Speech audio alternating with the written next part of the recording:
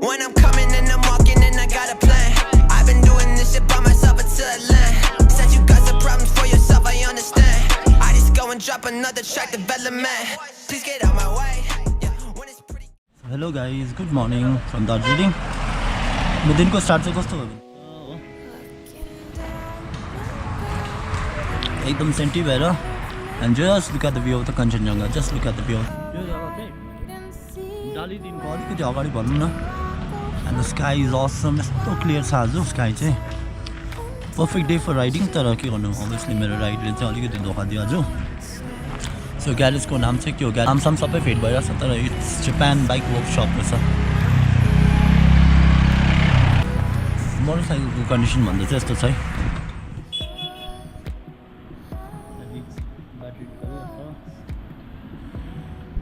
यहाँ बसेको चाहिँ 1 घन्टा हुन आँट्यो हो यहाँनिर अब काशी भाइलाई भेट्यो हामीले Alright guys, finally motorcycle चाहिँ बनायो त and starting so we are heading towards Rongli so yeah finally motorcycle is working well and अब चाहिँ जाने कुरा यही हो आज चाहिँ धेरै दुःख पायो बाइकले गर्दा चाहिँ बतासिया लुप पनि आइपुग्नु आँट्यो हामी यो चाहिँ बतासिया लुपसम्म चाहिँ म भिडियो गरिदिने छु अलिकति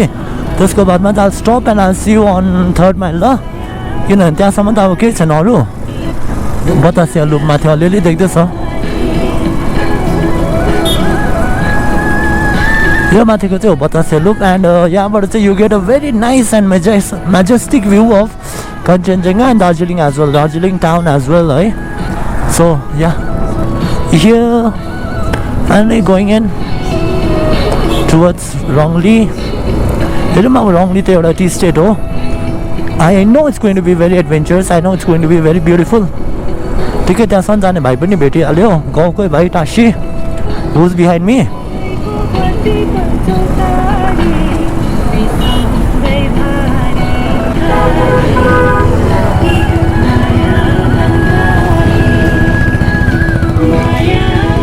बुझ्नु न मफलर एउटा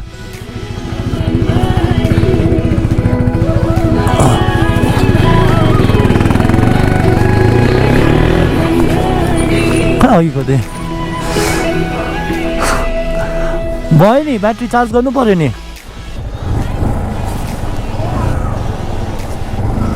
ल यो चाहिँ हुन्छ बतासे लुप चाहिँ क्रस गऱ्यो अब चाहिँ भाइ र टासी चाहिँ अगाडि जाँदैछ and here I am behind them बाटो चाहिँ राम्रो देखिरहेको होला ब्याग चाहिँ मैले बोकेँ किनभने ब्यागमा चाहिँ मेरो मोबाइल फोन चाहिँ त्यही छ जुन चाहिँ मेन म्युजिकको सोर्स हो है so stop the camera out here and I'll see you guys in 3rd mile ल yeah I'm here at घुम स्टेसन है घुम स्टेसनमा घुम स्टेसन चाहिँ आइपुग्यो अब ऊ त्यो अगाडि जोर बङ्गलोबाट चाहिँ लेफ्ट साइड टर्निङ है त्यसको बादमा चाहिँ रङली हजुर ल भयो so guys hello welcome back update है हामी चाहिँ योनिर चाहिँ 3 माइल क्रस गरेर चाहिँ यहाँ यो जङ्गललाई त के भन्छ भाइ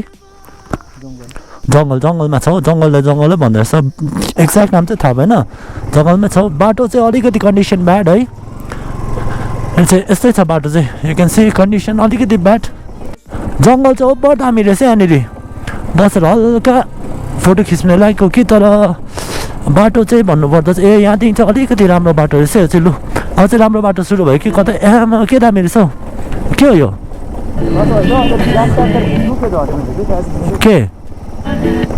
के झऱ्यो भने ब्ल्याक प्यान्थर झऱ्यो भने भाग्नुपर्छ नि त बाटो साटो केही नभए नि भाग्नुपर्छ नि झऱ्यो रङली जाने बाटो होइन क्यान्टोनमेन्ट होइन रङलीको त्यो तपाईँको के भन्छ अर्किड होमस्टेहरू छ नि त्यहाँ अर्किड होमस्टे छ नि अर्किड होमस्टे हजुर यालम्बर होमस्टे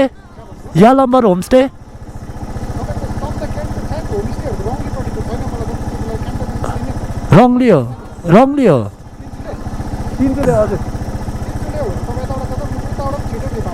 एकछिन ब्याग फोन निकाल्दा म दादालाई टक्कै भन्छु कि तपाईँले टक्कै ठिमाउनु सक्नुहुन्छ पर्खिनु ल ए अच्छा अच्छा बाटो तलसम्म नै यस्तै छ खटाक्ला खुटुक हुँदो रहेछ नि हाम्रो बाइक त हुन्छ तपाईँको पनि भिडियो हुँदैछ हजुर ए ब्लगर हुनुहुन्छ तपाईँ हजुर अलिअलि मेरो उसको च्यानल ल यो जग्गा हेर्नुहोस् ल जानुपर्ने चाहिँ के कहाँबाट आउनुभयो बाहिर दार्जिलिङबाट आएको त्यहाँनिर चाहिँ आफन्तलाई भेट्नु छ नि त यो रहेछ हौ के भन्छ Dikki homestay tea factory view point यो छ नि मेरो नेट चल्दैछ भने तपाईँलाई देखाएँ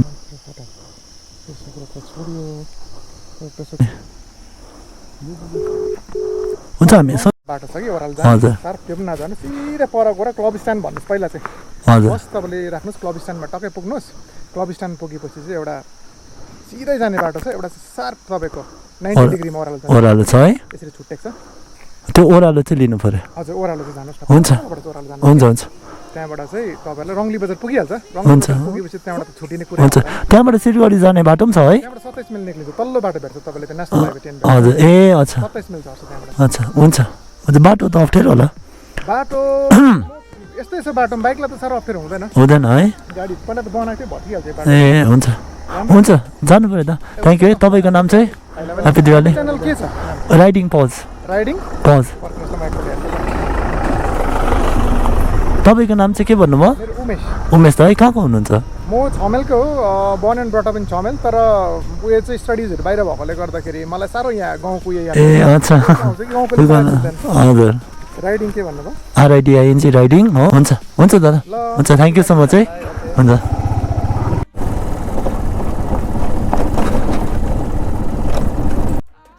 hello guys welcome back to the channel है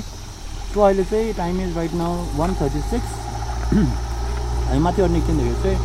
अराउन्ड 10हरू भएको थियो के गर्नु बाटोमा त्यस्तो प्रब्लम भयो अहिले त हाम्रो जग्गामा छ right in the middle of nowhere फल्समा है भाइ यता छ हो काजु के खाएको तैँले बिस्ता खाँदैछ यो जग्गाको स्पेसल चाहिँ के लाग्यो मलाई भन्दा चाहिँ अब इन्जोय र मोटो छ अभियसली है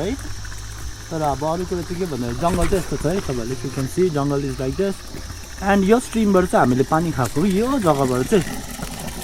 यस्तो मिठो पानी थियो पानी त्यस्तो मिठो बोतल लिएर आएको हो भने यो पानी चाहिँ बोकेर म घरसम्म चाहिँ लान्थ्यो होला है फरेस्ट चाहिँ सानो क्लिप तपाईँहरूलाई देखाएको हो किन I wanted to show you guys है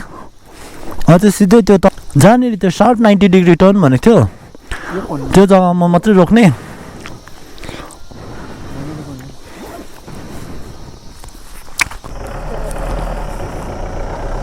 को उनीहरू पनि क्यान्टोनमेन्टकै हो त टकबाट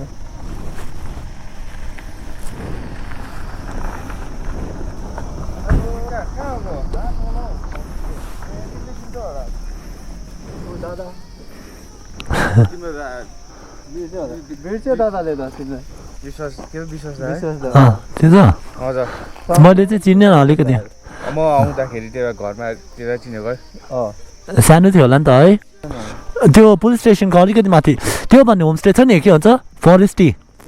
त्यो तेर्सो बाटो जस्तो मुनि होला फरेस्टी होमस्टे टी गार्डनको यसमा भएको बङ्गलो जस्तै रहेछ नि मजाको ऐना ऐना भएको कति टाढो छ हौ 15 मिनट लाग्छ बाइकमा 15 मिनट है ए त्यही छ राम्रो लाग्यो खुसी लाग्यो भेटेर है रुक्न सँगै नाम त के पो अरे ब्रिगेन्जा है ए ब्रिगेन्जा नाम सुनिरहेको छु नि अलि तपाईँ निकै घरमै छ ए घरमै छ